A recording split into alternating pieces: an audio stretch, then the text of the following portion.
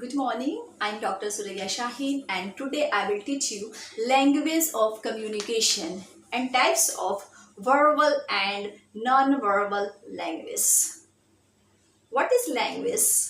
Language is the medium of human communication which is systematically structured of words, sounds, symbols, and it is used to express emotion, feelings, thoughts, desires, and information. Language plays a vital role in the process of communication. Both language and communication are interrelated and dependent on each other. Means language जो है एक ऐसे medium है हमारे communication का जो systematically structured होता है वर्ड्स साउंड्स सिंबल्स का और इसका यूज़ हम इसके यूज़ हम करते हैं किस चीज़ को एक्सप्रेस करने के लिए इमोशन को अपने फीलिंग्स को थॉट्स को इंफॉर्मेशन को राइट और जो लैंग्वेज होता है वह वाइटल रोल प्ले करता है हमारे कम्युनिकेशन के लिए क्योंकि अगर हम किसी भी लैंग्वेज को नहीं जानेंगे तो हम कम्युनिकेट कैसे करेंगे। तो कम्युनिकेशन के लिए जो सबसे प्राइमरी थिंग है वो हमें लैंग्वेज का नॉलेज होना चाहिए और लैंग्वेज और कम्युनिकेशन जो है दोनों इंटर रिलेटेड है और डिपेंडेंट है एक दूसरे पर right. Language is divided into two parts, verbal language and non verbal language. पहले मैं बात करती हूँ वर्बल लैंग्वेज की। What is verbal language? Verbal language is the medium of communication and expression which is used to convey the oral and written messages. Verbal language is divided into two categories, speech and writing. First is speech. So speech is the first and foremost activity of language. When a child is born, he or she speaks first and then gradually develops the ability to read and write. यानी जो speech है वो क्या है, सबसे foremost activity है हमारे language का। जब जैसे कोई बच्चा जैसे पैदा लेता है तो सबसे पहले वो बोलना शुरू करता है राइट, ना कि लिखना। तो सबसे पहले वो बोलना शुरू करता है, उसके बाद उसके अंदर एबिलिटी क्रिएट होती है रीडिंग और राइटिंग की। So that's why speech is the first and foremost activity of language. Next type of verbal language is writing. Writing is the representation of language. A writer uses the script of language to write any topic. Without knowing any language, the process of writing is not possible. यानी कि जो writing है वह representation है language का। किसी भी script को या किसी भी टॉपिक पे हमें लिखने के लिए सबसे पहले हमें क्या है कि लैंग्वेज आनी चाहिए। So without any language the writing the process of writing is not possible. यानी जब आप लिखेंगे तो लैंग्वेज अगर आपको आती रहेगी तभी आप कुछ लिख पाएंगे। सो सबसे पहले यहाँ पर क्या है, भाषा बहुत ज़रूरी है आपके यहाँ पर राइटिंग के लिए। तो ये है speech and writing. Next, I will talk about non-verbal language. Communication is also possible through non-verbal language, and how it is possible I will tell you through its types. And first is body language. Body language comes under non-verbal language and it plays an important role in the process of communication. All the body movements such as gestures, postures, expressions are guided by our feelings, emotions and thought process. यानी जो body language है यह क्या है, यह non verbal language के अंदर आता है और यह काफ़ी इंपॉर्टेंट रोल प्ले करता है प्रोसेस ऑफ कम्युनिकेशन में। हमारी जो बॉडी लैंग्वेज है काफ़ी इंपॉर्टेंट रोल प्ले करता है प्रोसेस ऑफ कम्युनिकेशन में। हमारा जितने भी बॉडी पार्ट्स है, ऑल द बॉडी पार्ट्स जैसे पोस्चर है, जेस्चर है, जो भी एक्सप्रेशन है या जिस तरह से हमारे अंदर फीलिंग्स या इमोशंस या थॉट प्रोसेस को हम एक्सप्रेस करते हैं उसी के अकॉर्डिंग हमारा एक्सप्रेशन और जेस्चर पोस्चर बनता है। For example shaking the head, अगर आप सर को अगर हम जैसे हम आगे की तरफ जिसे हिलाते हैं तो इसका मतलब है एग्रीमेंट। लेकिन अगर when you move your head side by side इस तरह करके तो इसका सिग्निफाई होता है डिसएग्रीमेंट। उसी तरह से जब हम किसी से हैंड शेक करते हैं तो it is mark of greeting. तो यह सारे जो हमारा बॉडी लैंग्वेज है या किसी न किसी सिम्बल्स को सिग्निफाई करता है, साइंस को सिग्निफाई करता है, मीनिंग को सिग्निफाई करता है right. Next, I will talk about the type is kinesics. What is kinesics? The study of non-verbal behavior of body movements that forms a part of non-verbal communication is called kinesics. Many a times the body begins to speak even before the speaker starts speaking, which sometimes happens consciously and unconsciously. The way in which the speaker stands, moves hands, walks is noticed by the audience and they understand according to its.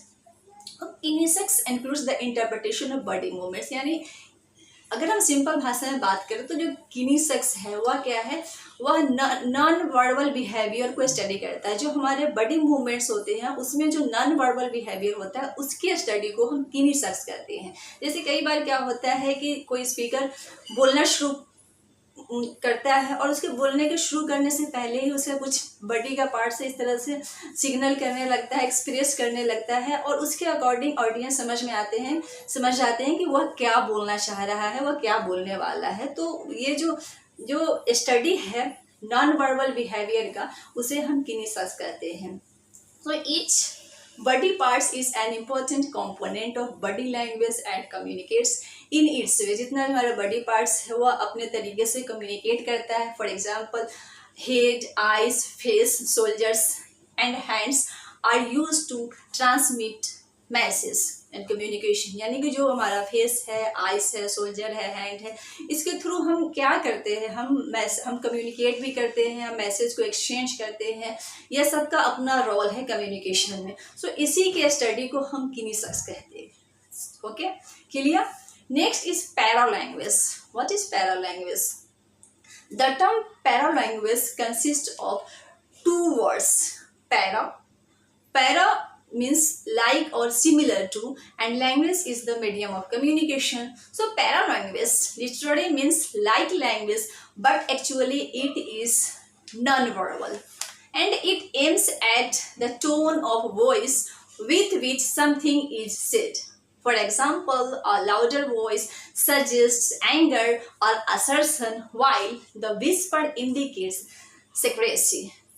मतलब जो para language है actually इसका मतलब like language समझा जाता है, लेकिन और यह नॉन वर्बल लैंग्वेज के अंदर आता है। और ये किस चीज़ पे फोकस करता है? यह एक्चुअली फोकस करता है हमारे टोन ऑफ वॉइस पे, हम क्या बोल रहे हैं उस पे नहीं, हमारे बोलने का टोन क्या है उसके स्टडी करने को हम पैरा लैंग्वेज कहते हैं।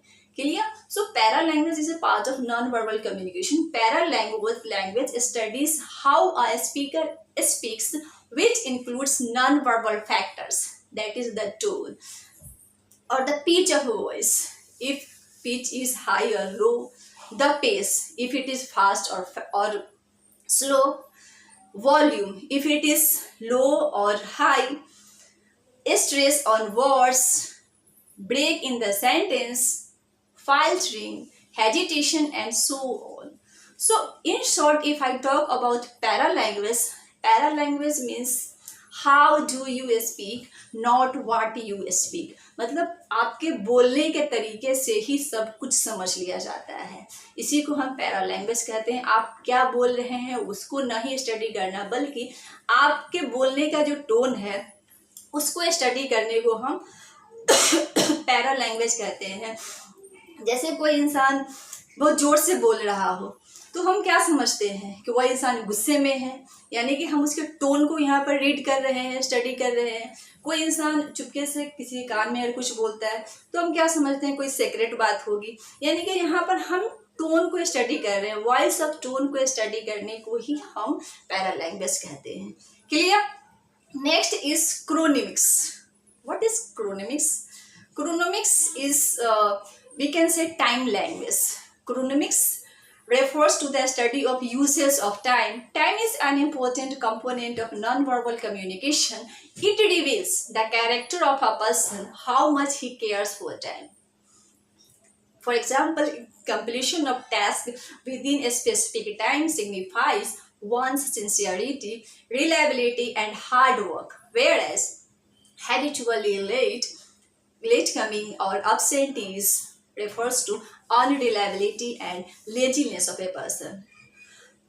यानी कि जो क्रोनेमिक्स है वह टाइम लैंग्वेज को बताता है, यानी कि it is the study of usage of time. मतलब किसी इंसान की नज़र में जो टाइम का जो इम्पोर्टेंस होता है, महत्व होता है, यूसेज होता है, उसके स्टडी करने को हम क्रोनेमिक्स कहते हैं।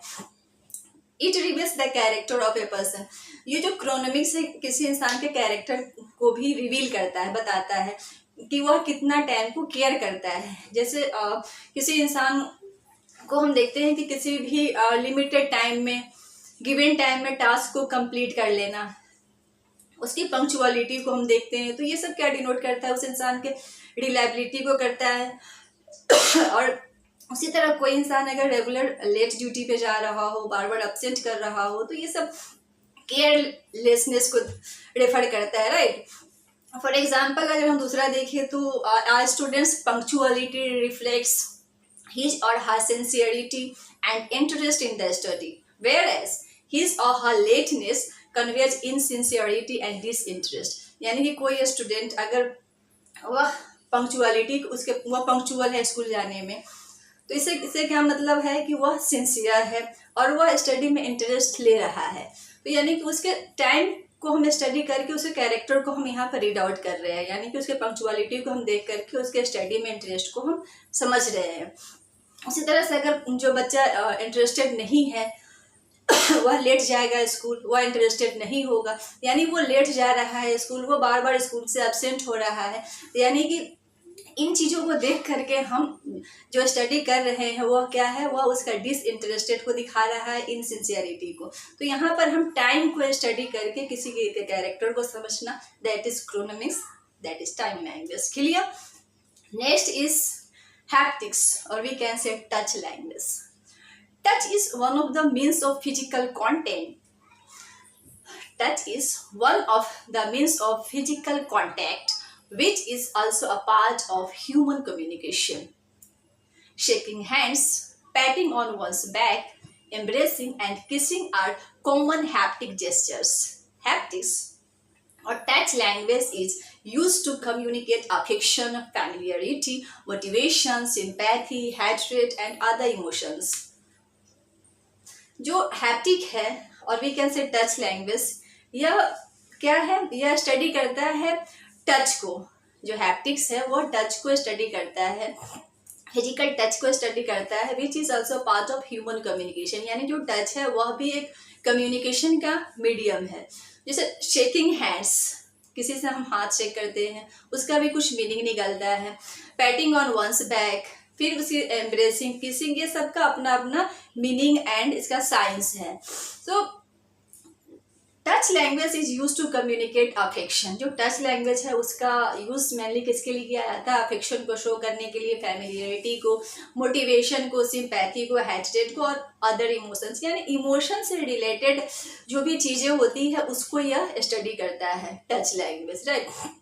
फॉर एग्जाम्पल अगर हम लेते हैं, जैसे कोई इंसान आपके आर्म पर जेंटली अगर इस तरह से टच कर रहा है, तो इसका मतलब है कि वो आपका अटेंशन को ड्रॉ करना चाह रहा है।